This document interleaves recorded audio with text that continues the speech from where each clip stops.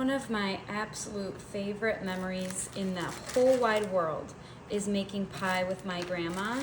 And so I always try to come up with recipes that remind me of her and also that just make me feel close to her. And I feel like pie is just like one of those things. She taught me how to make crust. I mean, I feel like everybody's got a sweet grandma, and if they don't, how to make pie. And I always treasured, I'm gonna switch this one out. I always treasured all of my time with my grandma learning it, and I just felt like it really brought us close together. So I just love to make pies in various forms because I feel like she would really enjoy it.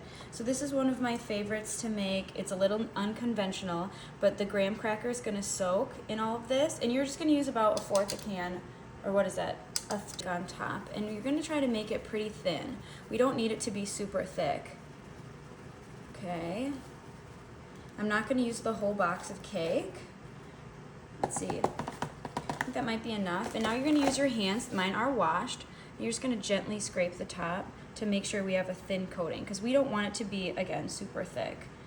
So my grandma used to make homemade crust. She used to do the one with, what's that, the Crisco, and it was just the most delicious thing in the world. Some caramel on top on the apples.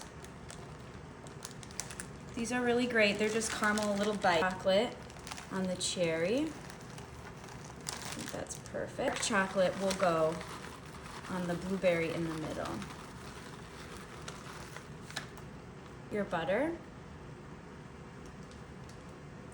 So yeah, my grandma just really taught me a love for baking, and I know sometimes my recipes might seem a little unconventional, but they make me feel close to my grandma, and I'm sure a lot of you have recipes that make you feel close to your relatives too. So this is all ready. We're gonna put it in the oven. It'll be a very quick cook. A little more of this evaporated milk. Put that on top.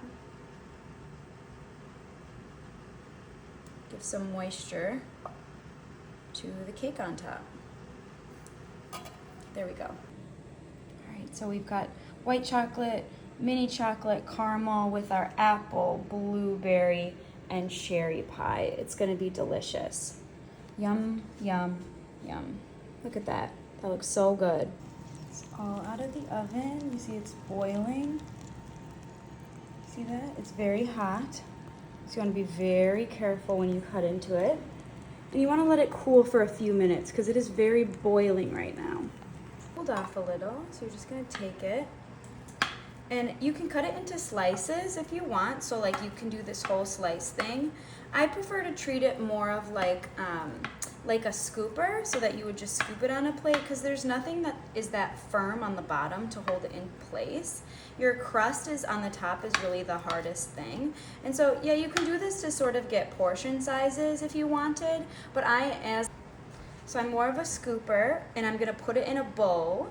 And like I said, this is just like a take on a pie, right? Because we have cherry, blueberry, apples. The apples have caramel, the blueberries have chocolate chips on top, and the cherry has white chocolate on top, all with chocolate cake on top with graham crackers. And it's really just like a play on a pie, a play on a cobbler. It's really yummy. There's kind of something for everybody because if you don't like apples, then there's cherries. If you don't like blueberries, then there's apples. If you don't like apples, then there's, so there's something for everybody. And like I said, this just reminds me of my grandma, and I love to cook things that remind me of my grandma.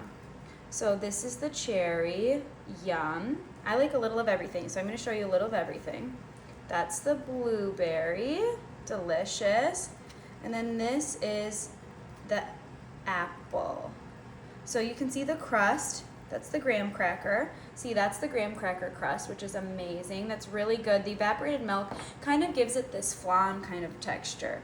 So that's it. You kind of want to wait for it to cool down. If you want, you can put some ice cream. You can serve it a la mode.